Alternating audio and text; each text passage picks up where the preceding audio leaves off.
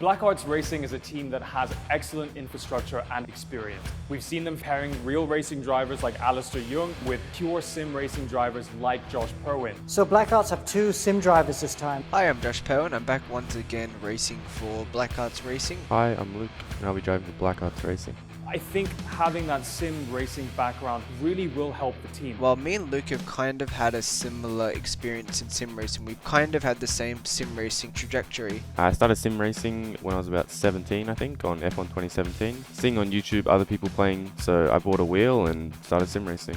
The only real titles I have in sim racing were on the F1 games, a championship on 2017 and then 2 runners-up on 2018. The best probably achievement I have was coming P7 in the iRacing Watkins Glen 6-hour race. They've been very lucky to have an all-Aussie lineup. And they started the year very strong. We've seen Luke Banister and Josh Purwien come first and second in the first round of Season 2. Josh is actually really in good form this season. He finished on the podium so many times. And Josh Purwien finally taking his first win at Charlotte Motor Speedway. Last season was on Ration, which is one of my weakest games, so we didn't really get the results that we would normally get in sim racing. But for this season, one of my more stronger games, I managed to get my highest ever points. Did a controlled comeback in race 2 from 11th place and ended up taking the win as well, so I was quite happy with that. Josh needs to sort out his qualifying, and he needs to try and get a pole position.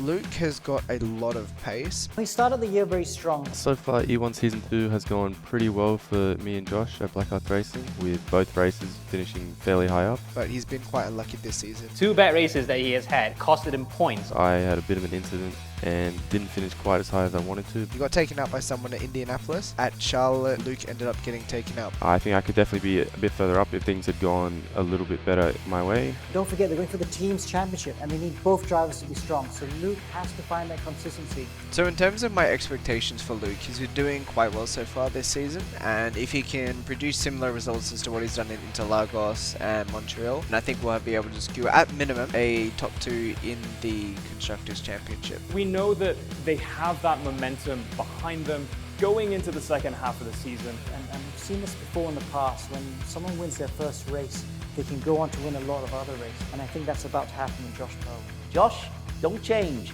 You're a genuine contender the way you are. So our goal is to win both championships. Even though we slipped down to second in the team's championship, we're not too far behind.